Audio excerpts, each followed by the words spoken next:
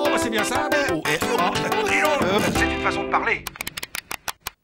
Mener une vie de bâton de chaise signifie mener une vie un peu déréglée, une vie dissolue. On peut affirmer sans se tromper qu'une telle personne mène une vie de patachon. Pour chacune de ces deux expressions, que ce soit mener une vie de patachon ou bien mener une vie de bâton de chaise, on évoque des moyens de transport. Cette vie de patachon fait allusion à l'existence du conducteur d'une patache qui n'était rien d'autre qu'une mauvaise diligence, une affreuse guimbarde, comme l'écrivit Victor Hugo. Ce véhicule hippomobile du 19e siècle permettait aux gens les plus modestes de voyager à moindre coût.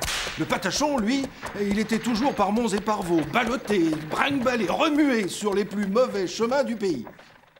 À chaque halte, il en profitait pour se désaltérer. Non, décidément, cette vie de patachon était plutôt désordonnée. Bien des siècles avant que n'apparaisse la patache, il existait un autre moyen de transport, plus individuel. C'était la chaise portative, plus connue sous le nom de chaise à porteur à partir du XVIIe siècle. Ce véhicule était déplacé par deux personnes soulevant les deux montants installés de part et d'autre d'une petite cabine dans laquelle on pouvait s'asseoir.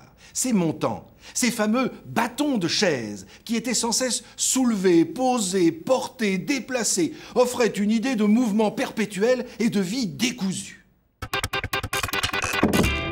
Voilà bien de l'agitation pour tous ceux qui mènent une vie de patachon ou tous ceux qui mènent une vie de bâton de chaise.